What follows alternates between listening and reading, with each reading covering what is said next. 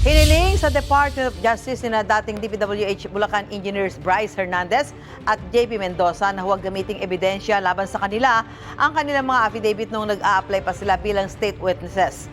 Ito raw kasi ang sinabi sa kanila noon ng National Bureau of Investigation.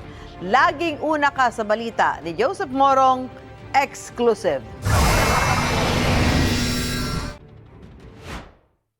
Sa kontra sa laysayo counter-affidavit na isinumite ni na dating Bulacan 1st District Engineers Bryce Hernandez at JP Mendoza kaugnay ng preliminary investigation sa manumalyang flood control project sa Pandi, Bulacan. Hiniling nila sa Department of Justice na huwag gamitin bilang ebidensya ang kanilang mga sinumpaang salaysay na isinumite nila nung nag-a-apply sila para makapasok sa Witness Protection Program. Kabilang dito ang whistleblowers report na isinumite nila noong September 4, supplemental affidavit at panghukumang salaysay noong Oktubre. Sanabihan daw sila noon ng NBI na hindi gagamitin laban sa kanila ang kanilang mga salaysay. Pero sa halip, ang nangyari daw, ginamit daw ang mga ito bilang basehan ng kaso laban sa kanila. Dagdag pa ni Hernandez, tila nabudol daw sila at pressure lamang daw siya na pirmahan ang mga salaysay nang hindi pa niya ito nare-review.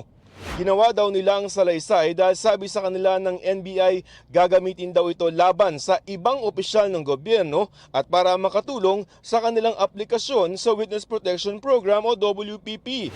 Pero hindi sila nakasama sa mga pinasok sa WPP. Sabi ni Hernandez, tinanong daw siya ng NBI ukol sa modus operandi sa flood control project.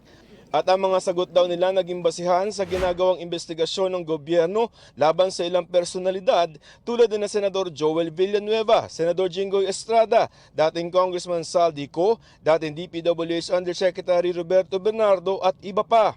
Kasama rin dito ang tungkol sa kanilang pagkakasangkot sa umano'y mga maanumalyang flood control project. Sabi ni Hernandez at Mendoza ang paggamit ng kanila mismong salaysay laban sa kanila ay paglabag laban sa self-incrimination. Kinumpirma ng kampo ni Hernandez na isinumit na sa DOJ ang affidavit pero hindi na sila nagdagdag ng komento dahil magiging unfair o hindi raw ito patas sa investigating panel at sumasailalim pa ang reklamo sa pagdinig. Ayon sa Department of Justice, may mga ilang kaso silang isinampa kaugnay ng mga manumalyang flood control projects ang gumamit ng mga testimonya ni dating DPWH Engineer Bryce Hernandez. I would say certain statements led us to those evidence. Kasi pira-pirasong ebidensya. Definitely, may mga nakuha at napulot na particular statements na nagamit sa mga kasong nakasalang. Pero may iba pa namang mga testigong inaasahan ang DOJ. Sa ngayon po, yung atin naman po mga witnesses, yung mga patuloy silang nakikipag-cooperate sa atin. Tumanggi naman magdagdag ng komento ang DOJ para hindi mapangunahan ang resulta ng preliminary investigation. Nakakulong ngayon sa New Quezon City Jail sina Hernandez at Mendoza kasama si dating Senador Bong Revilla at ibang akusado sa mga kasong graft at malversation patungkol sa iba pang ghost project sa Pandi, Bulacan.